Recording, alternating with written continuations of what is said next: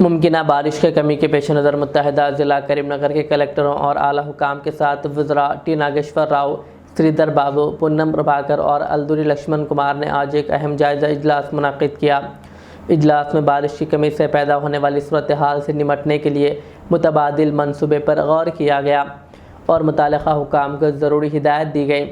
वज़ीर पूनम प्रभाकर ने कहा कि बहरे काहिल में दर्ज हरारत बढ़ने के बायस मुमकिन खुश्क साहिली के पेश नज़र आवाम को मुश्किलात से बचाने के लिए हुकूमत पीने के पानी को अव्वलीन तरजीह दे रही है। उन्होंने बताया कि इंचार्ज वज़ीर टी नागेश्वर राव की क़ियादत में जायज़ा इजलास मुनाकिद किया गया, जबकि अप्रैल से ही किसानों को मुमकिन सूरत हाल से मुताल्लिक़ आगाह किया जा रहा है।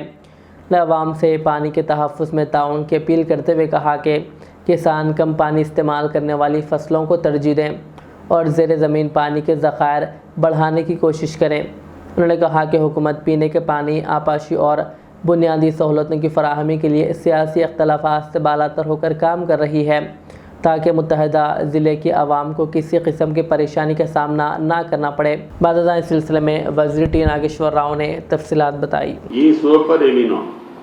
ఇది చాలా తీవ్రంగా ఉందని చెప్పి వాతావరణ నిపుణులు పదే హెచ్చరిస్తున్నారు.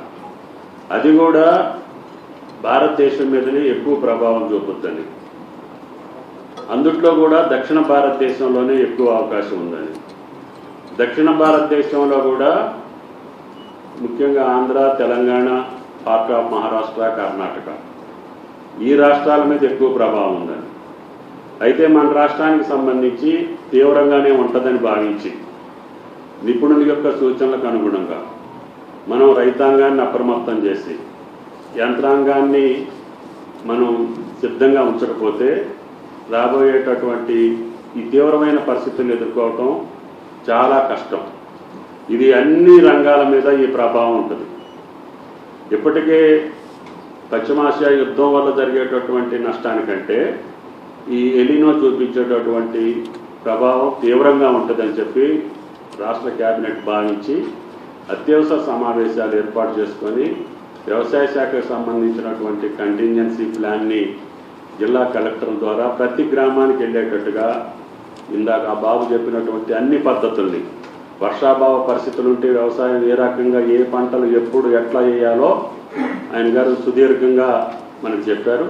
ఇదే సమాచారాన్ని ప్రతి రైతుకి చేరేటట్టుగా జిల్లా యంత్రాంగం ప్రయత్నం చేయాలి.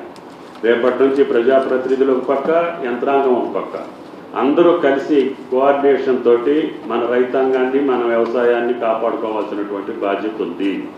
ఇది మన చేతిలో లేనటువంటి అంశం. ఇది ప్రకృతి వైపరీత్యం.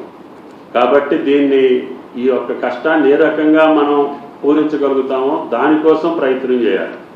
కాబట్టి దయచేసి ఈ యొక్క అత్యవసర సమావేశంలో ముఖ్యంగా